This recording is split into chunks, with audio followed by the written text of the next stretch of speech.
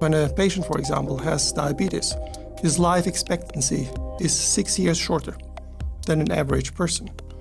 If a person has diabetes and kidney disease, both conditions together, the life expectancy is 10 to 15 years shorter than an average person. We have care packages around cancer. And this has been also an example that has been taken by other countries and has been mentioned as a best practice, as an example that other countries should follow and are following. So Denmark has been leading in this area. And therefore now we have learned a bit from this care packages what works, maybe also what doesn't work so well. And we are in a much better stage now to talk about chronic care packages. Heart, kidney and metabolic diseases are closely linked, but most health systems still treat them separately. That means patients often experience fragmented care and missed opportunities for prevention. Today, I'm joined by Dorejd Kastrati, Medical Director at Boehringer Ingelheim Denmark, to talk about how we can break down these silos and create more connected care for people living with multiple chronic conditions. Welcome to Business Review Life Science, the podcast where we focus on innovation challenges and the future of health. The topic today is the overlooked health crisis, why chronic diseases demand a new approach. I'm your host, Heidi Nielsen. So, welcome, Dorejd. Could you maybe start to talk about your background? Thank you, Heidi, for the opportunity to be here today and to talk with you about this very important topic. So I'm part of Boehringer Ingelheim. Boehringer is a science-driven, family-owned pharmaceutical company. It operates worldwide, and we employ 55,000 colleagues. One of those, it's me. I'm a medical doctor with 20 years of experience in the pharmaceutical industry. And for now 1 year, I've had the opportunity and pleasure to be leading the medical department of Boehringer Ingelheim in Denmark and Norway. So maybe we could start to talk about how we treat chronic diseases, which I know is a topic for you. It's an important topic. It's close to our hearts because the company itself, our research spans over multiple areas. We have medication in cancer, in lung diseases. We are researching mental health. But the cluster of diseases connected to our heart, to kidneys, and to metabolism is, I would say, our most important research area. Yeah. So what are the challenges in this area? Well, I would say the main challenge here is the fragmented healthcare that patients receive around the so-called CRM diseases, cardio-renal-metabolic conditions today. And this has several reasons. It starts first with, I would say, historical reasons. So in the past, medicine evolved organ by organ, which means we have nowadays specialists for each of the diseases. We have societies around each of the organs. We have medical guidelines. But we need, and this is also the question for today, how to reduce the fragmentation in healthcare around this cluster of diseases. I can give you an example from my own medical school many years ago. We had just finished our midterm exams, and we could say we knew everything about each and every disease, even the rarest ones. And then we were sitting in a big lecture room, and a surgeon doctor asked us an important question. He said, "You are in the emergency room, you are alone, a patient comes to you, has strong stomachache. What do you do?" And nobody could respond to this very simple answer, which shows you that we were so much focused around diseases that we have left outside our eyes the patient itself and his or her needs. So what did you answer? Well, I didn't have an answer at that moment, to be honest. I started to think about the rarest diseases that the patient could have. But actually, this gave me the spark at that time. We need to talk more about the patient. We need to talk more about the patient needs because, actually, to be honest, also the patient itself, us, when we have something, we don't experience diseases in silos, organ by organ. We always see the full picture. And this is how also the physician, and this is also how the health system should treat the patient as a whole person, not organ by organ. Mm. And what are the consequences of this fragmented care? Well, to put it into plain words, it is the risk of dying early. Because cardio-renal-metabolic conditions, the topic for today, they are not something, it's not just a chronic disease. These are chronic diseases that are strongly interconnected with each other and can lead to the death of the patient. And I can give you some unfortunately impressive data, which is when a patient, for example, has diabetes, his life expectancy is 6 years shorter than an average person. If a person has diabetes and kidney disease, both conditions together, the life expectancy is 10 to 15 years shorter than an average person. Imagine if you are today 60 years old, and a lot of our relatives, family members are at this age, you would normally have 25 more years to live. It would be very sad if this time is cut by half. Yeah, exactly. You talked about some scientific reasons why we are treated diseases separately, but I know that you also have some historic reasons of why we treat the diseases like this. Yes, and these reasons are interconnected, I would say. The historical one, as mentioned a bit before, is how the diseases themselves evolved organ by organ, and how even nowadays hospitals, healthcare budget are constructed around diseases, not around the whole patient. And also the scientific reasons played a major role because we were simply not aware about the fact that organs are so well and so tight interconnected with each other. Also here an example, if you have diabetes, for example, which means you have a very high blood sugar level, this high blood sugar level leads to the damage of our small blood vessels. And those organs that are most dependent of those small blood vessels, these are the organs that get damaged first. For example, the kidneys. And if the kidney does not work well, does not filter waste very well from our body, then fluid builds up in our body, which means we have a higher blood pressure, which means that the heart needs to work overtime, and it can lead up to heart failure. And the numbers and the statistics confirm very well this close interconnectivity of the organs. From out of 10 patients who have diabetes today, 4 to 5 of them have also chronic kidney disease. If you have an advanced chronic kidney disease, then your risk of dying from a cardiovascular cause, from a heart disease, is 3 times higher.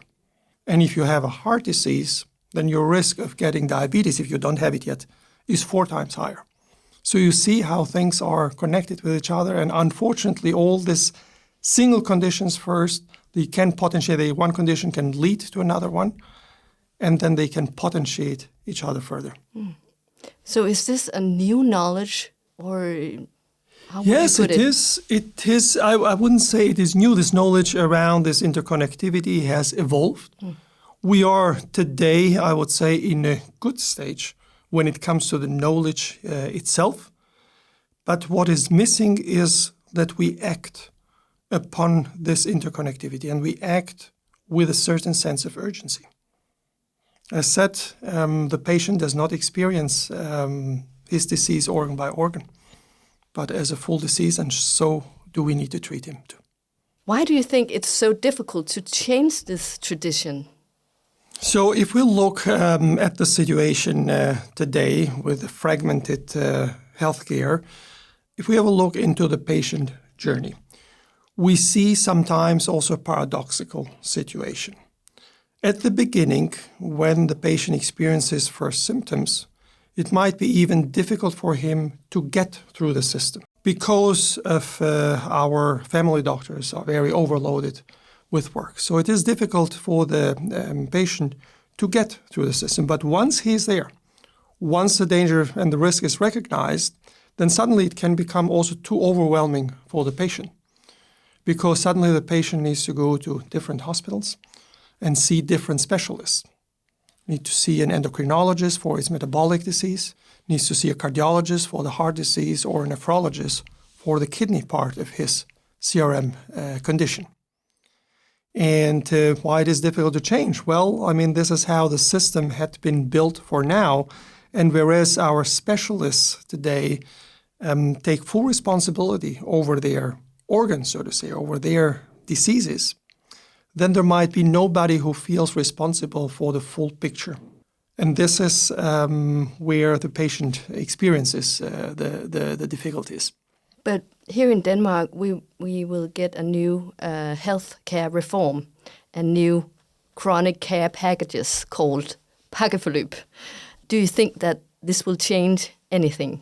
We believe that it is, first of all, I would say the healthcare reform is a great opportunity, that the medicine, that healthcare is being brought more near to the citizen, to the patient. And the healthcare packages are a very important part of this healthcare reform. Now, I was very happy to learn when I arrived here that there is already a healthcare package existing in Denmark around cancers. And this has been mentioned as a very good example also in other countries. So I think Denmark is already very advanced when it comes to this field.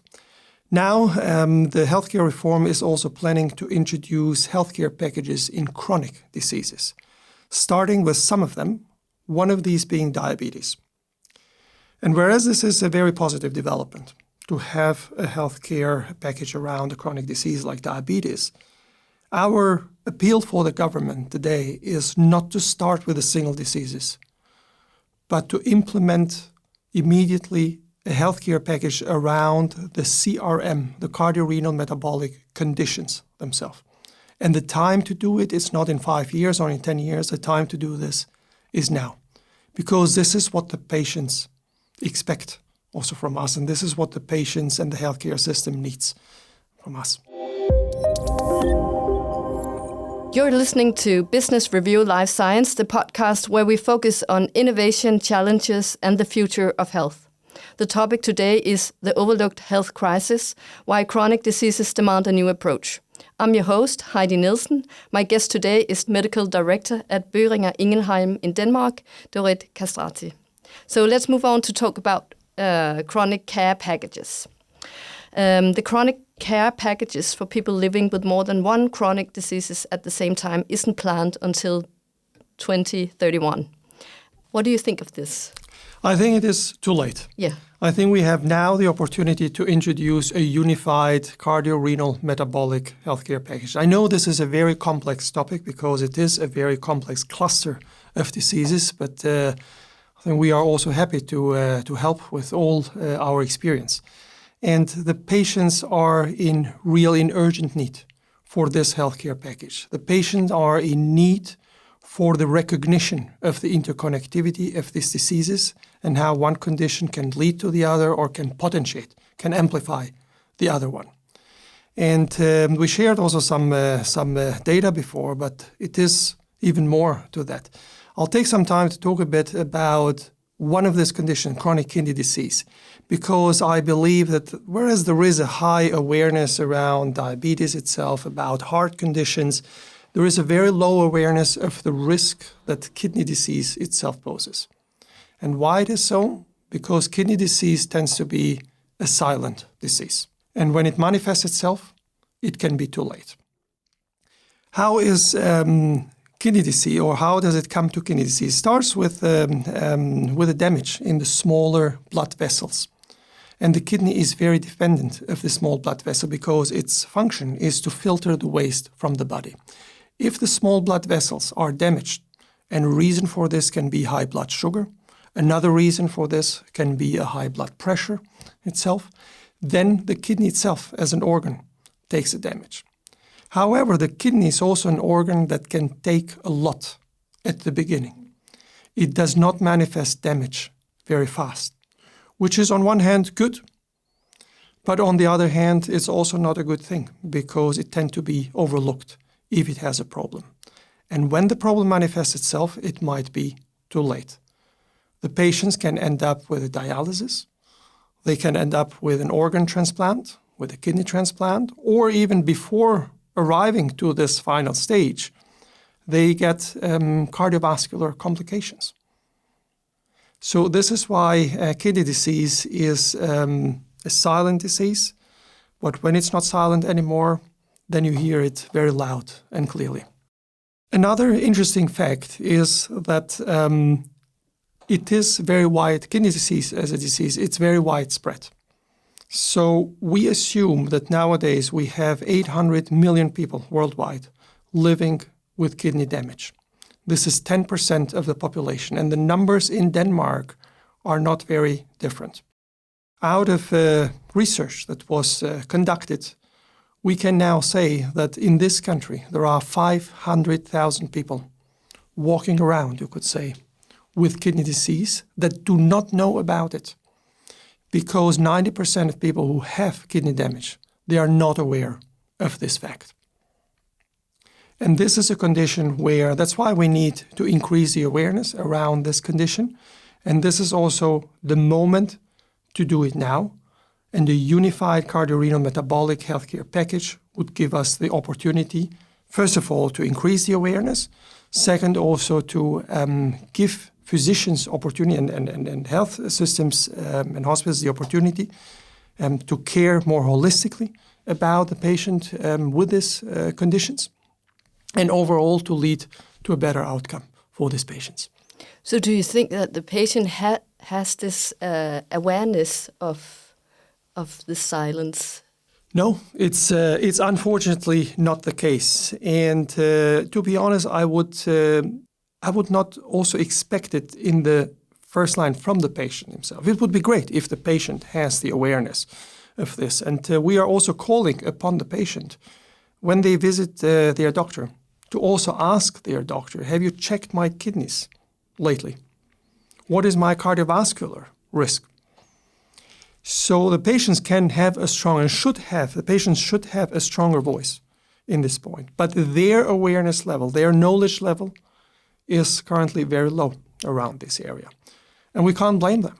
I think we should put our focus more for now on policymakers and on physicians themselves, because even among physicians, the awareness about kidney disease itself, how to diagnose it, how to detect it, how to diagnose it, how to treat it, it's very limited.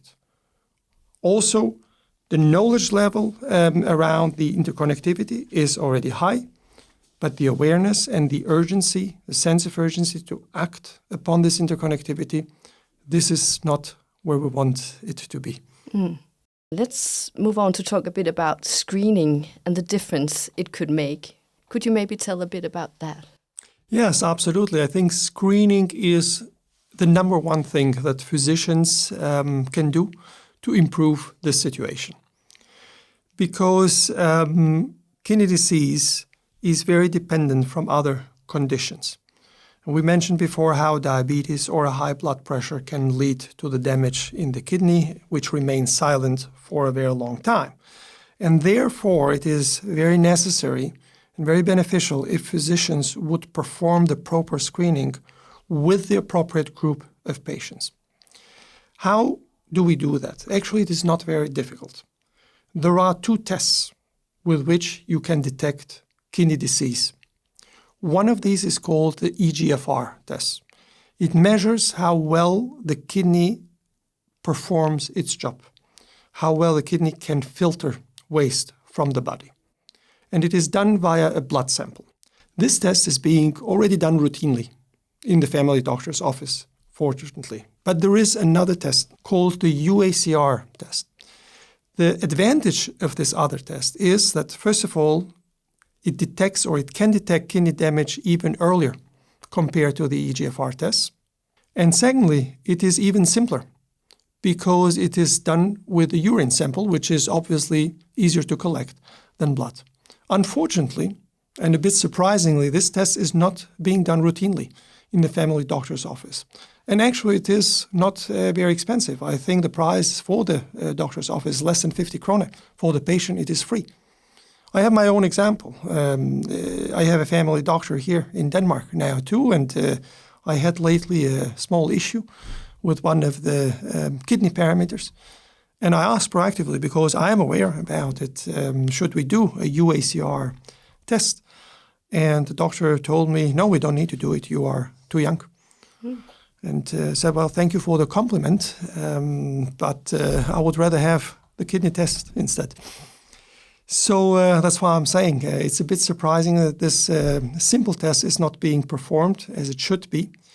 And this is some of the work that also we as a pharma company need to do and are doing to partner with physicians, with societies, and to increase awareness around the importance of this very simple test.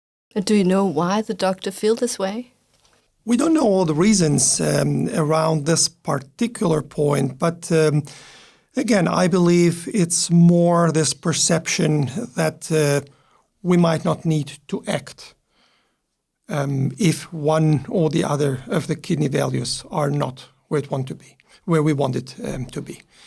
And I think one of the main reasons why there has been no very high awareness around the necessity for kidney test was also because up to a few years ago, there was also not a medication who would target the kidney as an organ.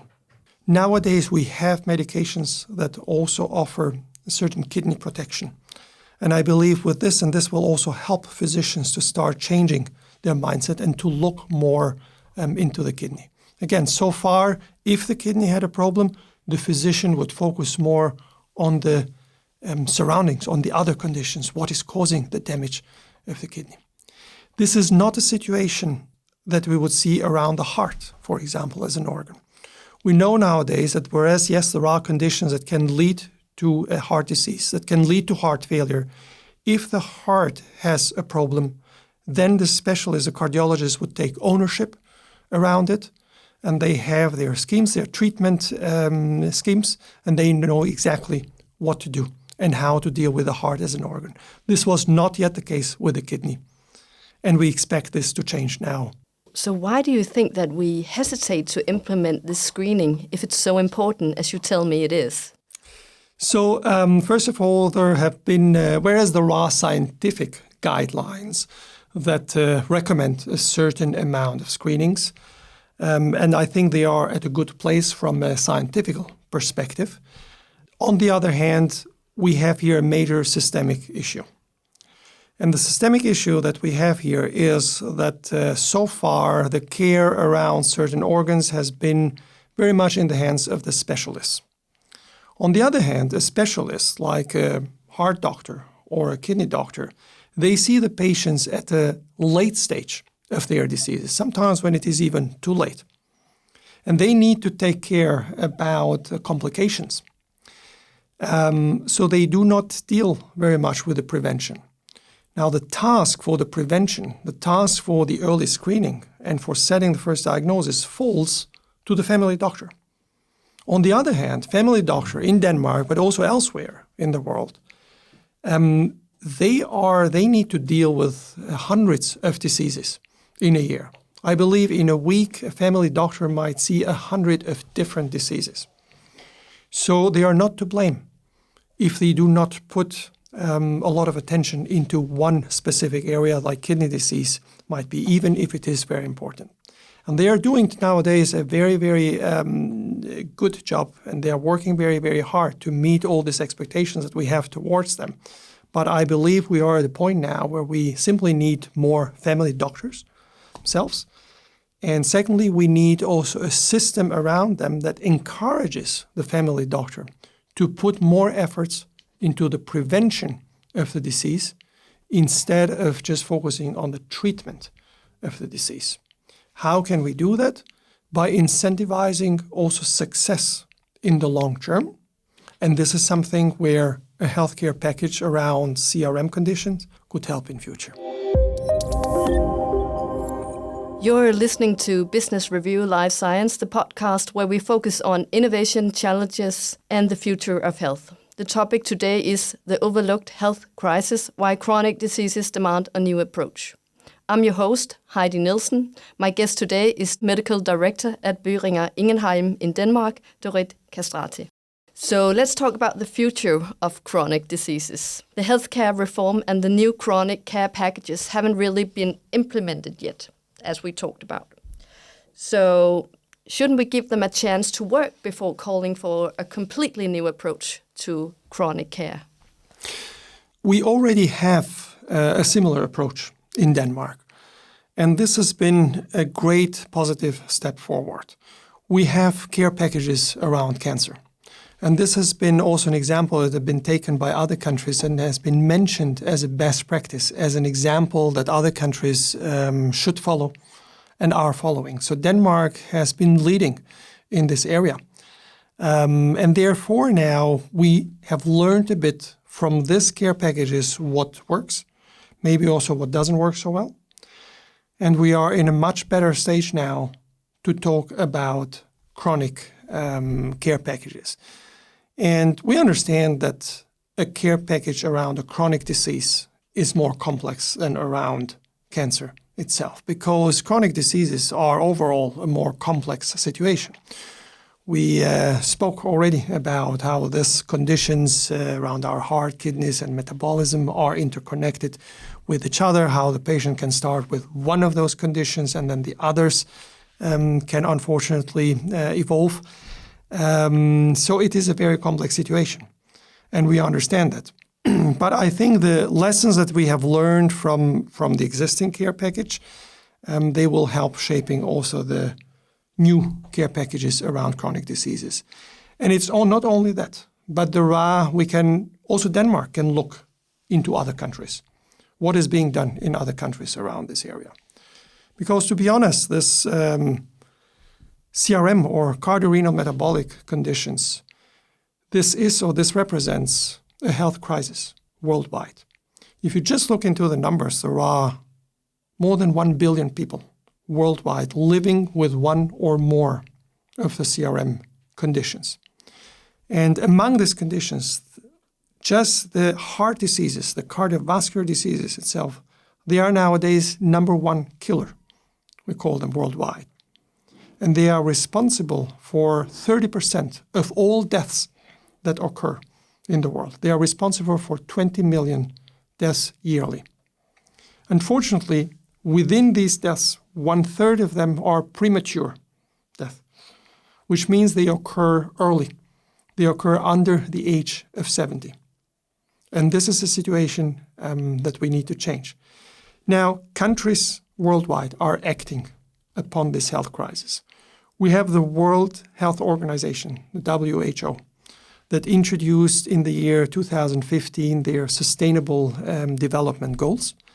And one of these goals, number 3.4, says that by the year 2030, we need to reduce the number of premature deaths resulting from non-communicable diseases by 1/3. So there is already awareness that something needs to dramatically change in this area. And if we look for examples for best practices in other countries, we can look in the US, for example. We see there, among many other things, we see their efforts to introduce a specialty for physicians, a cardio-renal-metabolic specialty for the physicians, that you don't have just a heart doctor or a kidney doctor, but you have also a doctor that can take care of all three conditions at the same time. We see also in the United Kingdom new types of clinics being built that take care of not only one condition, but 2 or 3 of them. We have, for example, a so-called cardio-metabolic clinic, a new one in London. We have a cardio-renal clinic in Liverpool. I believe there are now also in Denmark certain movements in this and certain efforts in this area. We have in Italy, one of the major regions in Italy have introduced also a similar healthcare program like the healthcare packages. here that now includes not only diabetes, but diabetes and heart disease. This is a good step in the right direction. So there are learnings worldwide that we can use also in Denmark to create the necessary CRM care package. You're listening to Business Review Life Science, the podcast where we focus on innovation, challenges, and the future of health. The topic today was the overlooked health crisis, why chronic diseases demand a new approach. I'm your host, Heidi Nielsen. Our guest today was Dorejd Kastrati, Medical Director at Boehringer Ingelheim in Denmark. Thank you for listening, and thank you for coming. Thank you, Heidi.